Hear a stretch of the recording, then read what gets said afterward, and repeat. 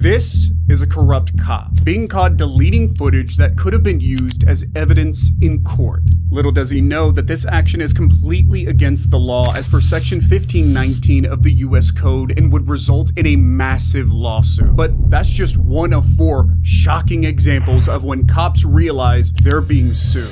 Because he hit his head. Yeah. Hard. Yeah. I kicked his knee. Starting off with Officer Nicholas Hanning, in a deeply troubling incident, Michael Clark, a 75-year-old resident of Idaho Springs, faced excessive and unwarranted force at the hands of local police. The circumstances, as the video evidence presents them, began without any sort of announcement or identification from officers Nicholas Hanning and Ellie Summers. They came up to and knocked on Clark's apartment door. Upon opening his door in nothing but his boxer shorts and holding a collectible sword, Clark was immediately met with aggressive yelling. Officer Hanning's immediate response was to push the elderly man against a wall. I'm gonna put my dog in the bathroom, okay? Okay. What do you want? What the fuck? Put that motherfucking over shit there. down. Put it down, motherfucker! Put it down! Now, this could be construed as excessive, especially given Clark's age and the fact that he wasn't posing an immediate threat. When directed to, Clark complied with the officer's demand to set down the sword, placing it on a nearby bookshelf. Instead of de-escalating the situation, the officers continued to shout at Clark to lie down on the ground. When Clark resisted and attempted to explain, Hanning made the snap decision to deploy his taser. Get on the ground now! Son of a bitch. Back up. Get out here right now! Get out here! I hit that Get on the wall. ground! No. They hit that wall so hard, I thought they were gonna come through the wall. What you gonna? Okay.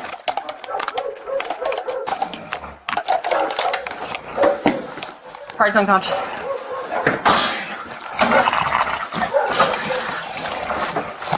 Rather than provide immediate medical assistance or check on Clark's well-being, the video shows a concerning lack of urgency and compassion. The officers proceeded to drag the unconscious elderly man from his apartment to the hallway.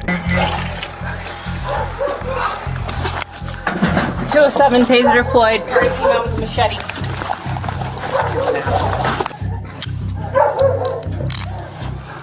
Okay, we have him in custody. Can you start an ambulance? All right, let's get him set up.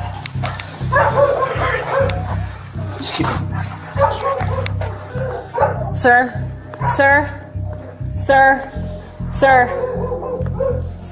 talk to us. Talk to me. Talk to me. Sir, talk to me. He's breathing, he's fine. Okay, stay on your side. Stay on your side. Stay on your side. I'm police. I'm the police. That must be a big drunk party. Okay. Do you remember anything that happened? I pounded on the wall. Okay. I told them to knock it off. And I was doing nothing. Are you Loud. good? Are you okay? I thought they were coming through it. Okay, alright. Alright, here's, what's your name? What's your first name? Mike. Mike? Okay. You're under arrest right now, okay? So you have the right to remain silent. Anything you say can and will be used against you in a court of law. You have the right to an attorney and have him or her present during any questioning. You can, if you cannot afford an attorney, one will be appointed to you by the courts. No, The door with a freaking machete, man. We're gonna stand you up. We're gonna sit you on the pram. Since you were out, since you were unconscious, we're gonna take you down to the ambulance and evaluate you. Okay? I did nothing. Sit Does this look familiar? I messed up on top there. Just sit. I did not come at anybody. Sit down.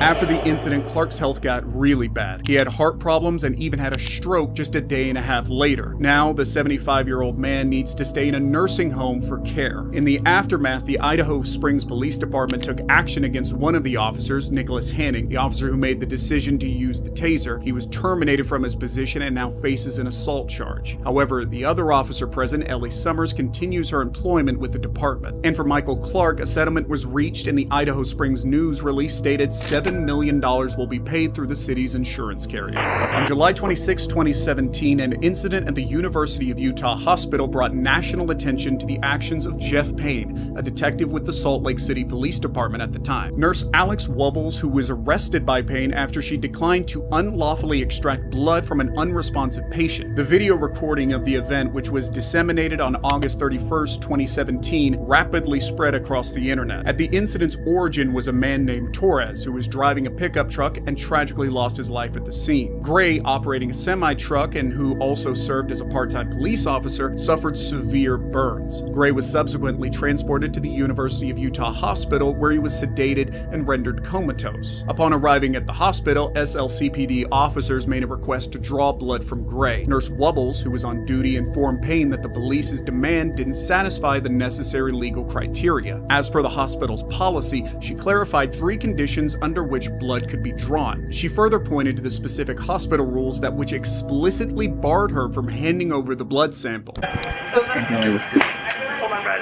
So I printed this off. That's what I was told to print off. And hold on. Brad, I'm just putting on speaker so you can. So I have this. It says obtaining blood samples for police enforcement from patients suspected to be under the influence. Okay? This is something that you guys agreed to with this hospital. The 3 things that allow us to do that are if you have an electronic warrant, patient consent, or patient under arrest. And neither of those things, the patient can't consent. He told me repeatedly that he doesn't have a warrant, and the patient is not under arrest. So I'm just trying to do what I'm supposed to do. That's all. So. Okay, so I take it without those in place, I'm not going to get blood. Is that?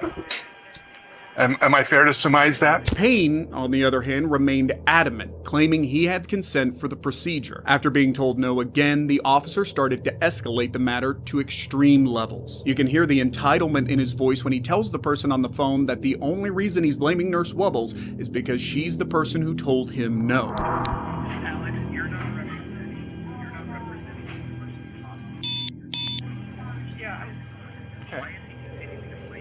I don't know.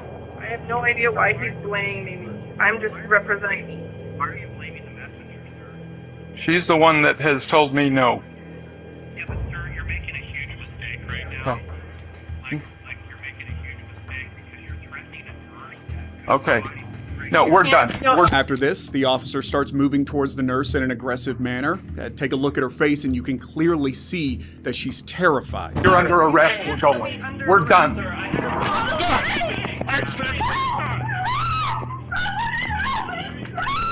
That worked. That worked.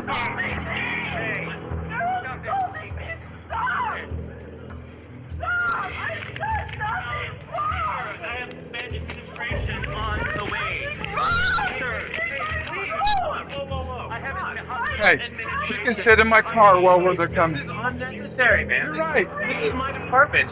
And this is completely unnecessary. Completely unnecessary. She's under arrest. That's fine, but it doesn't have to do like her this. job. Okay, I'm doing my job.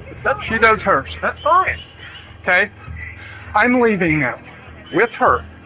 Okay, anybody who wants to prevent that, that's your option. He will be taking them.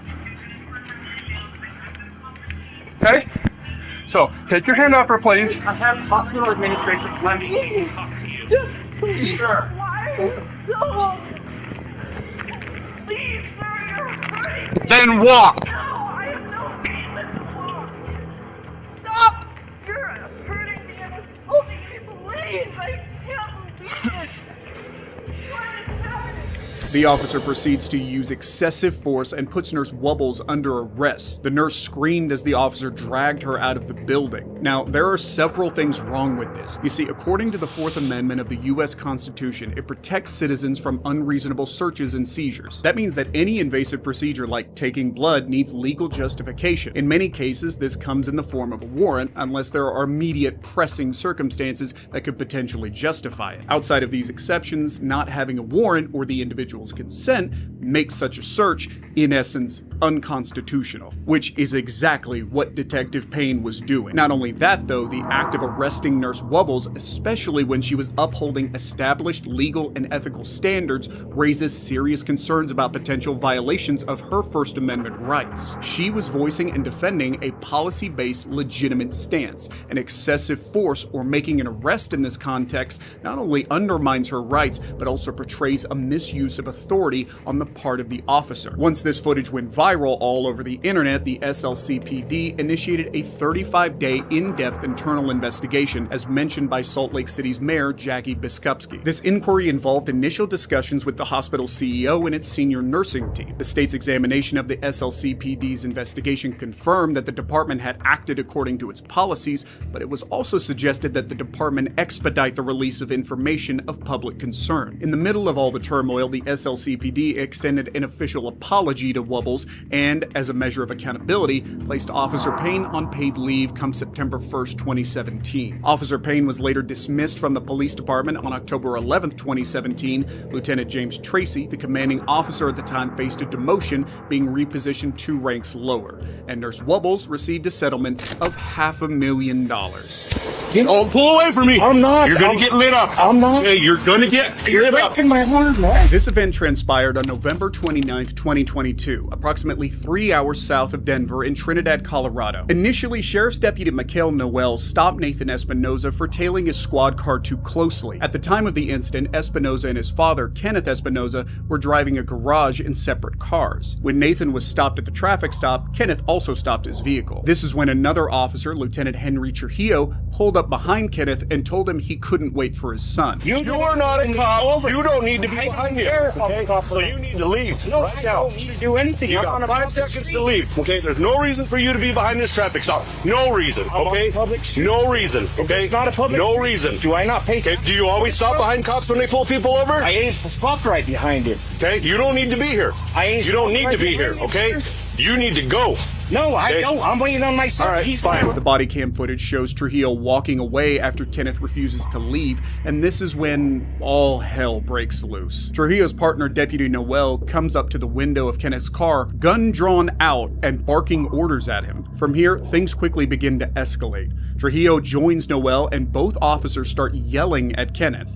This obviously scared Kenneth, and he started to back up the car, probably fearing for his life. The startled Kenneth tries to explain his side of the story to the officers, but they refuse to listen. They intentionally get physical with him and prevent him from exiting the vehicle, which gives them a reason to use even more force. But it only gets worse from here. Once Kenneth gets out of the car, Officer Trujillo proceeds to tase him.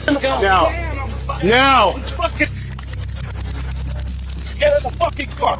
You know, this is fucking ridiculous. That's the car. Take the car. God damn, I don't fucking fit. You can tell by the way Trujillo talks about Nathan and Kenneth how little concern he has for them. Trujillo then goes on to question Kenneth about his date of birth and implies a potential threat of further charges if he does not provide the requested information. What's your date of birth?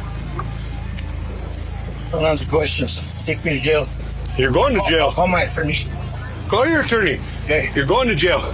You're going to get charged further if you don't give us the information we need. This is a direct violation of Kenneth's Fifth Amendment rights against self-incrimination. Kenneth, feeling cornered and seeking to assert his rights, asked the officer to call his attorney. Legally, once someone asks for a lawyer, the police must stop questioning them to protect their rights and prevent forced confessions.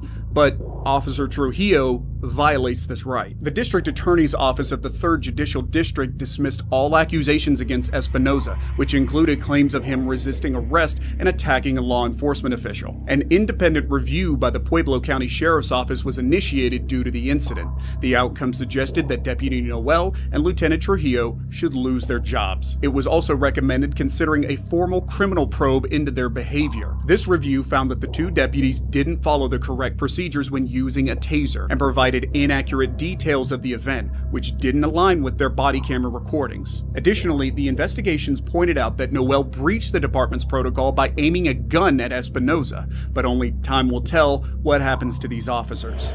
On March 28, 2018, a YouTuber by the name of Pink Camera Magic was casually filming outside the Cook County Courthouse. While recording, Lieutenant Donald Milazzo and Sergeant Jennifer Larson confront Amanda and try to get her to stop. Lieutenant Milazzo claims there's a judicial law which prohibits Amanda from taping the courthouse. What he doesn't know is that Amanda is an expert in this area and she knows her rights. When Miss Berquist asks the officer to show her the order, he tells her that she's being detained. Okay. I'm being detained for just taking pictures of the building. Yes, ma'am. You're doing something suspicious, and we need to know who you are and why you're doing it. Okay? Are you familiar with the First Amendment? Yes. Really? Let's go in. Come on. I tried to do this nicely.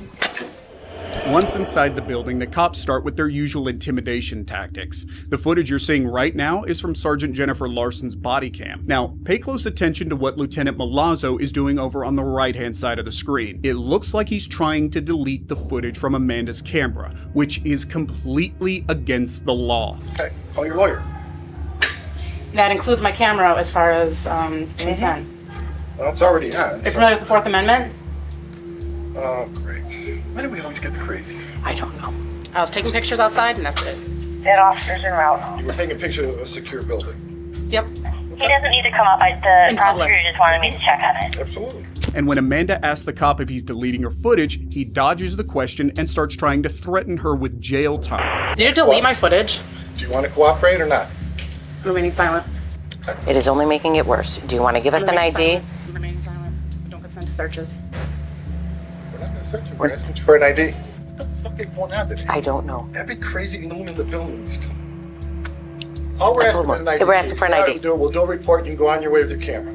Otherwise, I'm going to confiscate the camera and we're going to take it downstairs and print you. Because you're suspicious. It's going to be your last chance. We're going to take you downstairs. Then you will be arrested. We will fingerprint you and we will run you. Is this what you want? Amanda chooses to stay silent since she knows the cops are looking for a reason to make their actions seem reasonable. But seeing that Amanda will not cooperate with them, the officer gives her a choice, which honestly sounds more like a threat. After trying to get Amanda to turn in her ID one final time, Lieutenant Milazzo gives up and goes on to put her in handcuffs. Amanda was eventually detained and taken into custody for obstruction, only to be released later without any charges. Why? You see, what the officers didn't realize was that they had not just committed one illegal act, but several. This included wrongful detention, undue intimidation, unauthorized arrest, neglect of duty, improper search, and damage to personal property. Soon after, Samantha secured the services of a top-tier lawyer and filed a lawsuit against Cook County for several civil rights infractions. The officers' depositions revealed that when grilled by Berquist's attorney, Cook County Lieutenant Donald Milazzo and Sergeant Jennifer Larson defended their actions by labeling her as suspicious, which they felt justified her arrest. Despite serving as a police officer for 27 years, Lieutenant Milazzo knew nothing about a person's Miranda rights and when they should be administered. Sergeant Larson's understanding of the law seems even more minuscule. Plus, it looked like she didn't even know why she was being deposed. Seeing that the officers involved had absolutely no idea what they were doing, Berquist's case against Cook County was settled in 2022 for $15,000.